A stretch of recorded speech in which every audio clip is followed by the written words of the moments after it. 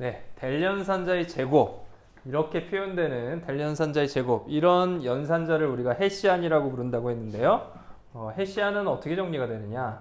헤시안이 무엇이냐라고 하면 우리가 앞에서도 얘기했지만 여기 점이 안 들어가죠. 네, 내적이 안 들어가 보는 거 보니까 둘 중에 하나는 결국에 뭐예요?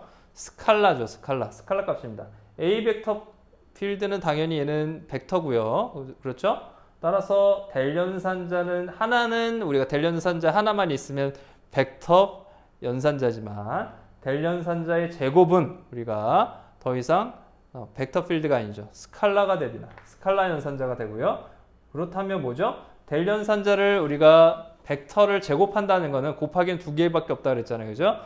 벡터의 곱은 내적 아니면 외적인데 결과값이 스칼라가 나오려면 이 델연산자의 제곱이라는 건 뭐겠어요? 내적이겠어요? 델연산자 두 개의 내적이겠어요? 아니면 외적이겠어요?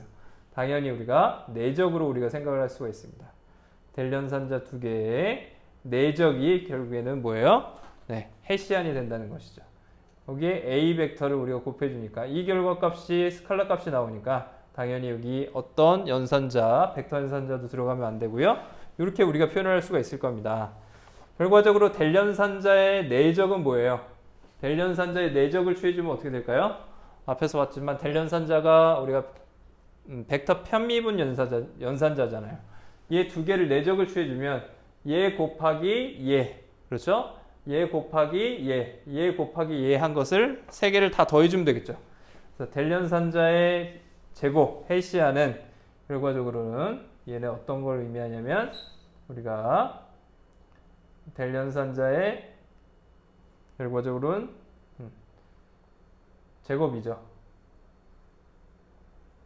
각각의 단위 성분, 편미분 연산자의 제곱들을 다 더해서 각각의 방향으로 편미분 연산자를 다 더해서 표현해 준 것이 우리가 헤시안 연산자가 되겠습니다. 이해되시죠?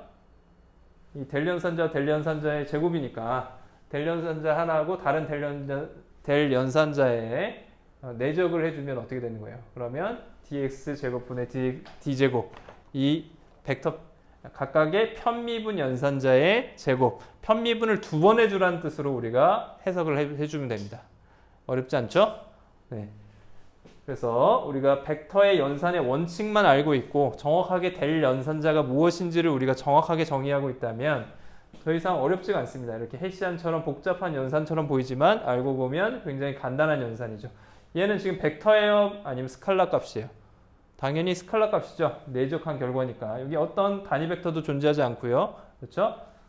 스칼라 연산자입니다. 그래서 A 벡터의 스칼라 연산자를 취해주면 어떻게 돼요? A 벡터는 X방향, Y방향, Z방향에 각각 있는 벡터 필드죠. 따라서 우리가 이 A 벡터를 어떻게 표현해 줄 수 있었죠? 각각의 단위 벡터 X, Y, Z에 대해서 우리가 X방향으로의 단위 성분을 AX라고 하고 Y방향으로의 단위 성분을 AY라고 하고 Z방향으로의 단위 성분을 AZ라고 표현할 수 있잖아요.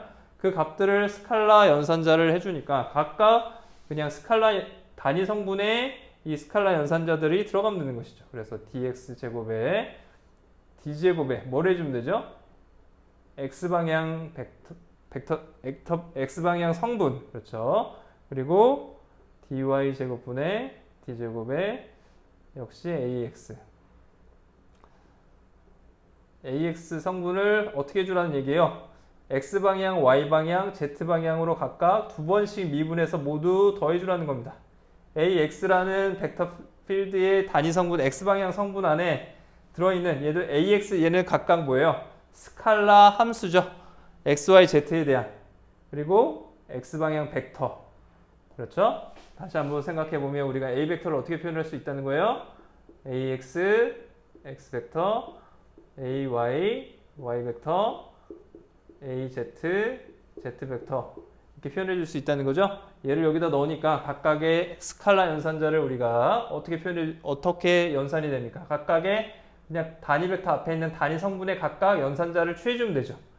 그 결과죠. Y방향은 어떻게 돼요? Y방향은 dx제곱, d제곱, 헤시안 연산자를 각각 Y방향 성분의 그렇죠? y방향 z제곱 y방향 성분 y방향 단위 벡터 마지막으로 뭐가 남아요? z방향 성분은 뭐가 되겠어요? 네, 각각의 두 번씩 편미분해 준 결과 뭐를 네, z방향 단위 성분을 z방향 성분을 우리가 두 번씩 편미분해서 x, y, z로 각각 두 번씩 편미분해서 우리가 그 값들을 다 더한 것을 z방향의 성분이다. z방향 단위 벡터의 성분이다 라고 표현을 해줄 수 있다는 겁니다. 이해되시죠? 네, 그러면 다시 한번 생각하면 뭐 더 간단하게 표현할 수 있습니다. 얘를 다 풀어서 썼지만 어떻게 된 거죠? AX가 이 전체 헤시안이죠. 이 헤시안 연산자에 그냥 곱해서 표현해 주면 되는 거죠. 뭐예요, 결국엔? 이 각각의 AX 스칼라 값으로 표현되는 각각의 단위 성분의 헤시안을 우리가 연산을 해준 것이죠. Y 벡터 델 연산자 제곱의 즉 헤시안 연산자의 Z방향 성분을 우리가 헤시안 연산자를 취해줘서 Z방향의 성분으로 취해주면 됩니다. 결과적으로 뭐예요?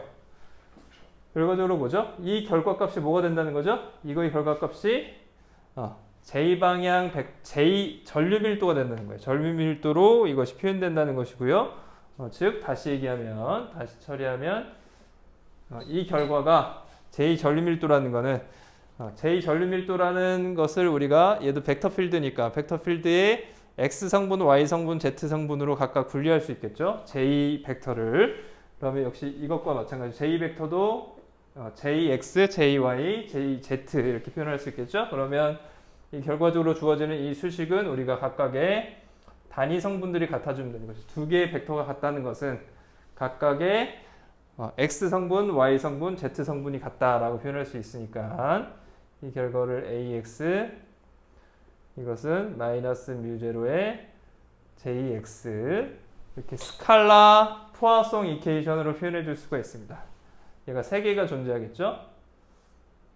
벡터가 같다는 것은 각각의 X, Y, Z 방향 성분들이 각각 모두 같은 거니까 뮤제로의 JY 그리고 G도 역시 마찬가지 뮤제로의 J, G 이렇게 표현할 수가 있겠죠. 이렇게 각각의 스칼라 포화송 이퀘이션으로 우리가 벡터 포화송 이퀘이션을 분해할 수가 있습니다. 어렵지 않은 내용이죠. 결국엔 벡터 포화송 이퀘이션이라는 것은 각각의 스칼라 값들로 우리가 분해해서 표현해 주면 됩니다. X, Y, Z가 존재한다는 것 뿐이죠. 그래서 이걸 우리가 뭐라고 하냐면 스칼라 벡터하고 대응되는 포화송 이퀘이션이라고 얘기를 합니다.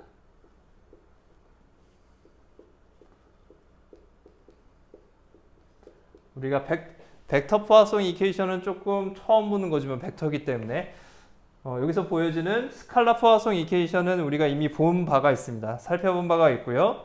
어디서 봤었냐면 이거의 해를 어디서 봤었냐면 우리가 전자기학 1에서 이미 우리가 전기적인 위치 에너지를 구할 때 일렉트릭 포텐셜을 구할 때 봤습니다.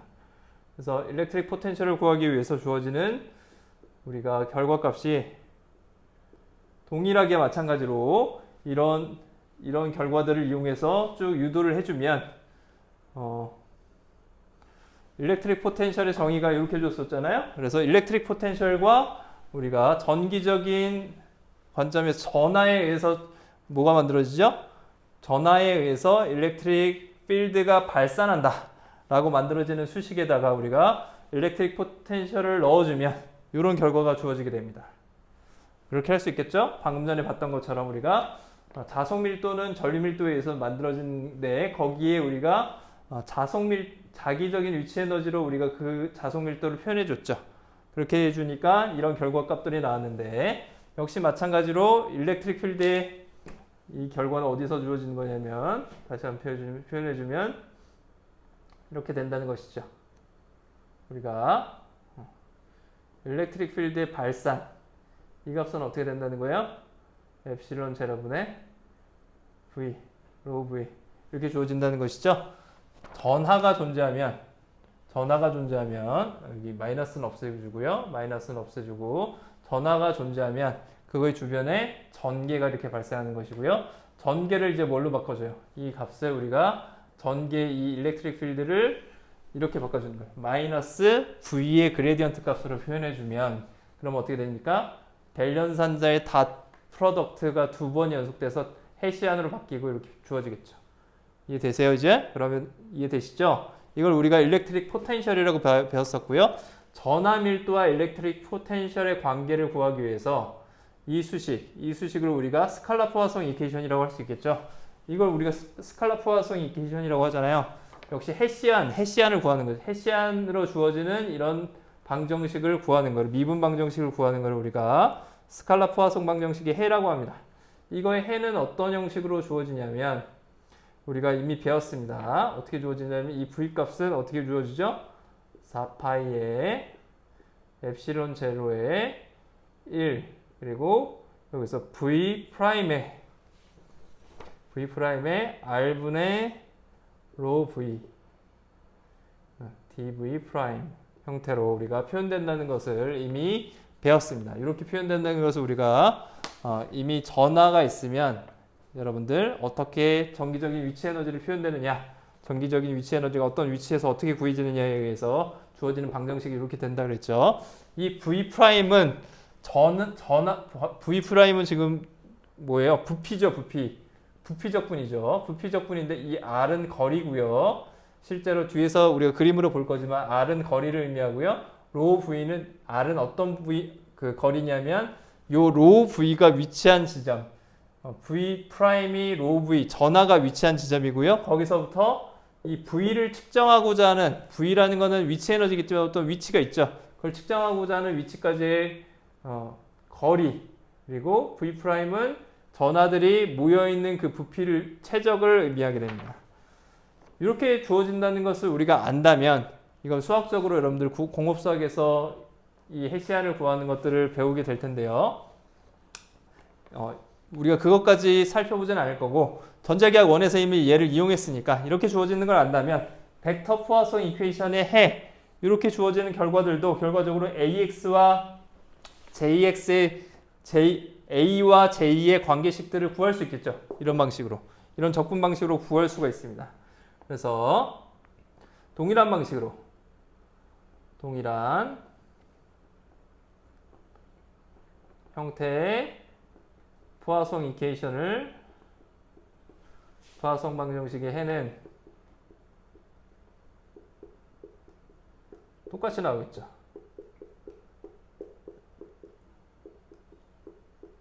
어떻게 되는 거예요? V가 뭘로 바뀌었죠? 그냥 AX로 바뀌고요. 그리고 마이너스 똑같고요. 엡실론 제로분의 로 V가 뭘로 그냥 바뀐 거죠? 뮤 제로 JX로 바뀐 거죠. 따라서 우리가 V를 구한 것처럼 AX를 우리가 구할 수가 있습니다. AX는 뭐가 될까요? AX는 여기서 엡실론 제로 대신에 뭘 집어넣어주면 되죠? 엡실론 제로분의 1 대신에 뭘 집어넣어주면 되는 거예요? 뮤 제로를 넣어주면 되죠. 그래서 나오는 결과는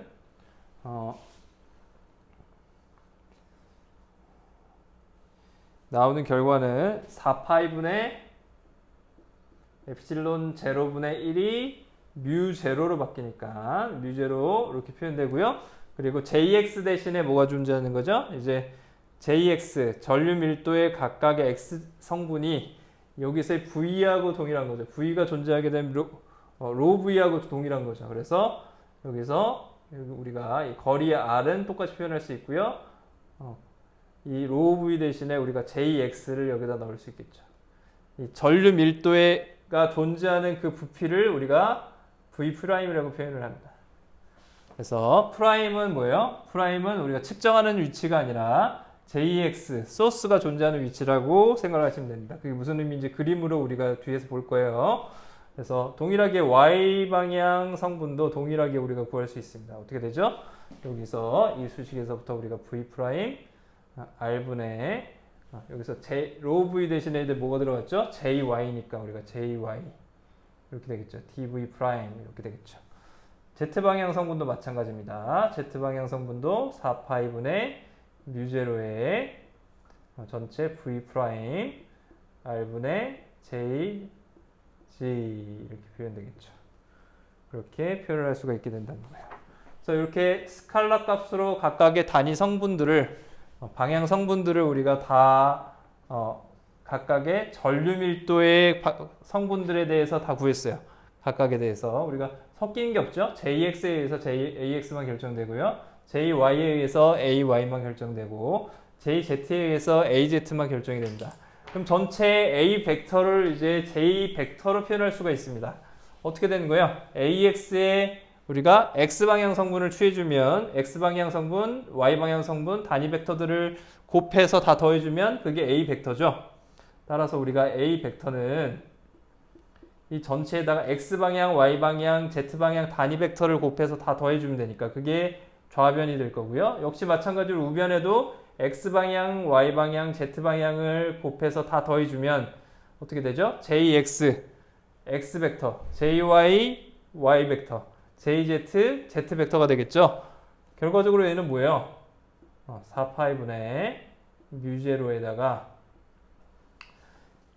전체 인테그랄이 V 프라임, dV 프라임으로 다 똑같으니까 다 묶여지죠. 그래서 V 프라임에 dV 프라임으로 다 묶여지고요. 그리고 R분의 1도 다 똑같고요. R분의 1 위에 뭐가 들어가는 거죠? JX의 X방향 벡터, JY의 Y방향 벡터, JZ의 Z방향 벡터 단위 성분이 다 더해지니까 그걸 뭘 뜻하죠? 예, J 벡터를 뜻하겠죠. 맞습니까? 그래서 벡터 포화송 이퀘이션이라고 다르지 않습니다. 다르지 않고 결과적으로는 우리가 스칼라 포화송 이퀘이션 구하는 것처럼 동일하게 구한 결과와 똑같이 되겠죠. 그래서 이 결과가 어떤 의미인지를 이제 우리가 그림을 통해서 살펴보도록 하겠습니다. 그림을 통해서 확인하는 게 중요한데요. 자, 그러면 먼저 뭘 볼 거냐면 우리가 정기적인 위치 에너지 여기서 주어지는 이 수식과 이 수식을 우리가 비교를 해볼 거예요. 최종적으로 나오는 소스 전개를 만들어낸 소스는 전하라 그랬죠. 전하밀도. 전하밀도에서 어떻게 V 위치 에너지를 우리가 구하고 그 위치 에너지와 일렉트릭 필드의 관계가 뭐냐? 그걸 살펴보면 우리가 어떤 여기서 V 프라임 먼저 첫 번째 비교를 할 거예요. 먼저 비교하면 뭘 비교할 거냐면 V는 4파이 좀 좁으니까 이쪽에 세로 쓰도록 하죠.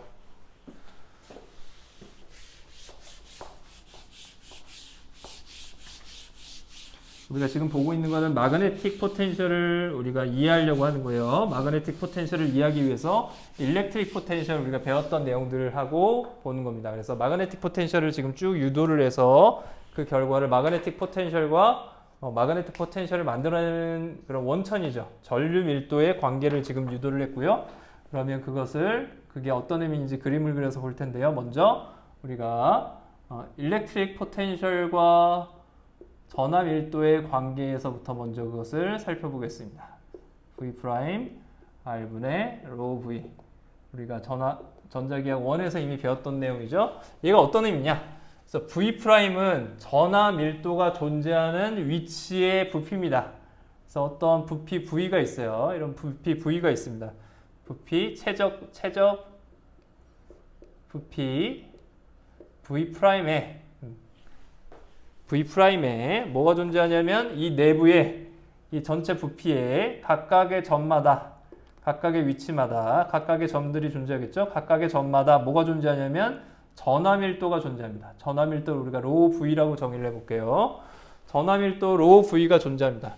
로우 V가 다 각각 위치마다 다 다르겠죠. 각각의 위치가 X, Y, Z 좌표마다 다 다를 거고요.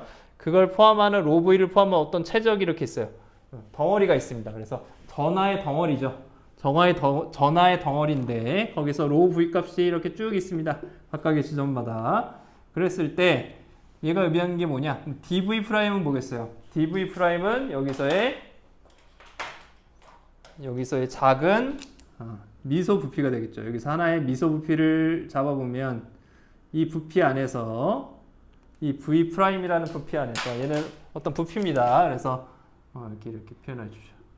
부피가 이렇게 존재한다라고 하면 이 부피 안에서 얘를 우리가 아주 작은 미소 부피를 dv 프라임이라고 할 수 있을 거예요.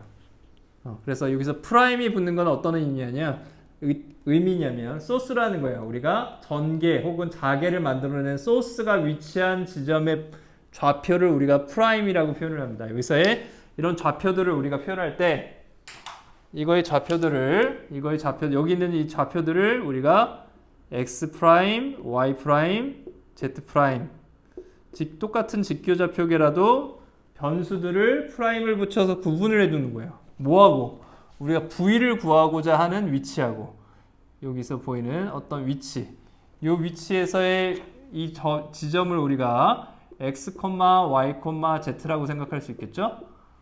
이렇게 되면 이 위치, 이 지점에서 이 로우 V에 의해서 얼마만큼의 일렉트릭 필드가 발생하느냐예요. 여기 어떤 위치가 있겠죠? 여기 어떤 위치에 우리가 여기 전하 전체 덩어리가 이만큼 있고 여기 1쿨롱의 전하를 놓는다고 해보자. 1쿨롱의 전하를 놓으면 어떻게 되죠? 이 2쿨롱의 전하가 여기 전하들이 플러스 전하가 있으면 여기 1쿨롱의 전하가 힘을 받아서 이쪽으로 가겠죠? 결과적으로 뭐냐면 이런 로우 V라는 전하에 의해서 밀어내는 힘이 생기죠. 그 밀어내는 힘이 이쪽 방향으로 어떤 일렉트릭 필드를 만들어낼 겁니다. 이해되시죠? 이해되나요? 그러면 이 지점이 아니라 만약 이 지점에 있으면 어떻게 돼요? 여기에 있으면 일렉트릭 필드가 어떻게 만들어져요? 여기 있으면 이 지점에 1쿨롱이 있으면 어떻게 돼요? 이 지점에 동일하게 1쿨롱이 있으면 어떻게 되죠? 일렉트릭 필드가 거리가 멀어졌죠? 전체 원래 존재하는 소스에서부터 멀어졌기 때문에 밀어내는 힘이 더 작아지겠죠? 그럼 일렉트릭 필드는 여기서는 작아집니다. 맞죠? 그렇게 각각의 위치에 따라서 동일한 소스라도 각각의 위치에 따라서 일렉트릭 필드가 얼마나 생성이 되는가 하는 값이 양이 달라지겠죠. 맞습니까? 이해되세요? 네. 그래서 그 스칼라 값을 뭐라고 표현하냐면 그 양을 이 일렉트릭 필드를 만들어내는 양을 우리가 위치 에너지, 일렉트릭 필드를 각각 만들어내는 각각 위치에서의 이 원래 소스 전하에 대한 위치 에너지라고 표현합니다.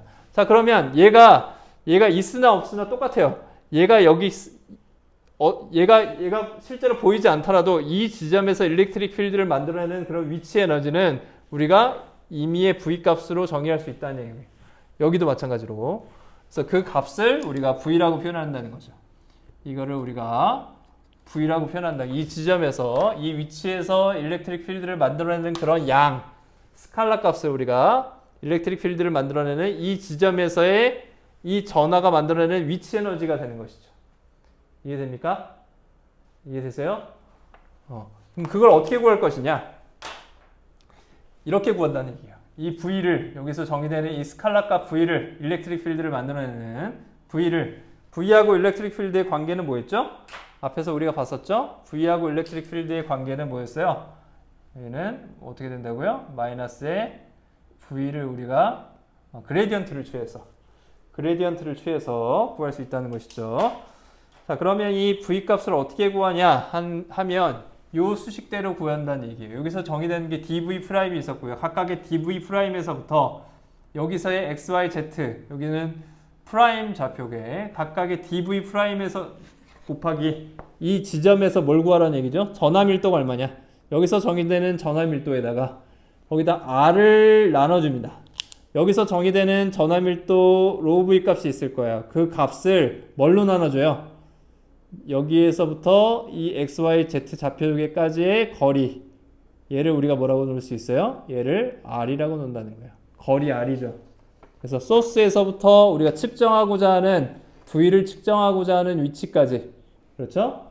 이게 v인데 이 v를 측정하고자 하는 위치까지의 거리를 갖다가 뭘로 나눠줘요? 뭐에서 나눠줘요? 로우 v 값에서 r을 나눠준다는 얘기예요. 그리고 나서 어떻게 해줘요? 그럼 각각의 위치마다 r의 값이 다 다르겠죠? 여긴 이렇게 될 거고 여기는 멀겠죠? 즉 여기 있는 이 로우 v의 값은 여기에 미치는 영향력이 가까운 지점에서의 로우 v보다도 더 작겠죠? 당연히 그렇겠죠. 멀면 멀수록 어떻게 돼요? r 값이 커지니까 이 전기적인 포텐셜은 작아져야겠죠. 이해되시나요? 그래서 각각의 로우 V 값, 이 지점에 영향을 미치는 전하의 밀도들을 다 거리로 나눠서, 거리에 반비례하니까 거리로 나눠서 그 값들을 각각의 전체 전하 밀도가 존재하는 부피로 다 적분을 해주면 이 지점에서의 뭐가 나온다는 얘기예요? 일렉트릭 필드를 만들어내는 전기적인 위치 에너지 값을 계산할 수 있다는 얘기입니다. 얘네들을 어떻게 해줘요? 다 더해준다는 거죠. 얘네들을 쭉 다 더해준다는 거죠. 다 더해준다는 게 뭐죠? 다 더해준다는 것이 적분이죠. 그래서 로우 V 값을 이 지점에서부터 이 지점까지의 거리로 나누어서 다 더해주면 전하의 양을 거리로 보정한 새로운 위치에서의 전하의 영향력이 나온다는 거예요. 이 전하의 영향력이 여기 있느냐 여기 있느냐 여기 있느냐에 따라서 다르잖아요. 그렇죠? 그러면 그 전하 밀도 각각의 전체 덩어리에서 전하 밀도가 다 다를 수도 있는데 그 값을 다 보정해서 이 값들을 우리가 계산할 수 있다는 겁니다. 이해되시나요? 여기까지 되셨어요? 네, 그러면 잠깐 쉬고요. 어떻게 우리가 그러면 A 벡터 자기적인 위치 에너지는 비슷한 방법으로 어떻게 우리가 표현할 수 있나 그것들을 살펴보도록 하겠습니다.